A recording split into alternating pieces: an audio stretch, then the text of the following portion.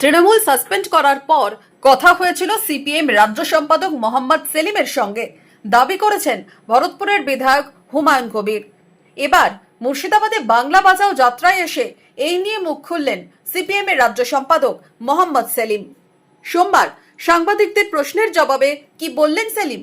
কিন্তু বলছেন হুমায়ুন কবির দাবি করছেন যে সেলিম বাবুর সঙ্গে আমার কথা হয়েছে ফোনে, এটা কতটা সত্য? তোমার সঙ্গে কথা হচ্ছে, সামনে ফোন লাগানো আছে, অসুবিধা কী আছে? যদি কাউকে গিয়ে বলো বা মিডিয়া প্রচার করো তাহলে লোকে জানবে।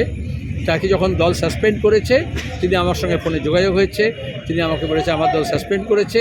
আমি লাগে রাও মুন্না ভাই, সমীকরণ কি মিলতে পারে জোটের? আমি বলেছি লাগে রাও মুন্না ভাই, তাহলে জোট করতে গেল। তাহলে কি হুমায়ুনের সঙ্গে জোট করে লড়বেন এরকম ভাবছেন? এরকম কথা হয়? এরকম সিপিআইএম বা বামপন্থীরা এরকম রাস্তায় চলতে চলতে প্রেস কনফারেন্সে সাংবাদিক প্রশ্ন উত্তরে জোট করে, তাতে অনেক আলোচনা করতে হয়।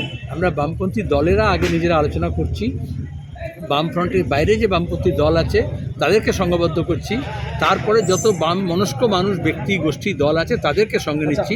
তার মধ্যে তোমাদেরও কেউ যদি বামপন্থী থাকে তাদেরও সঙ্গে নেব। হুমায়ুন কবির সোমবার দাবি করেছেন কংগ্রেসের সঙ্গে নতুন দলের জোট নিয়ে আলোচনা করবেন সেলিম। বলেছেন সিপিএম কংগ্রেসের সঙ্গে জোটের কথা, যদিও এই প্রসঙ্গ উড়িয়েছেন মোহাম্মদ সেলিম।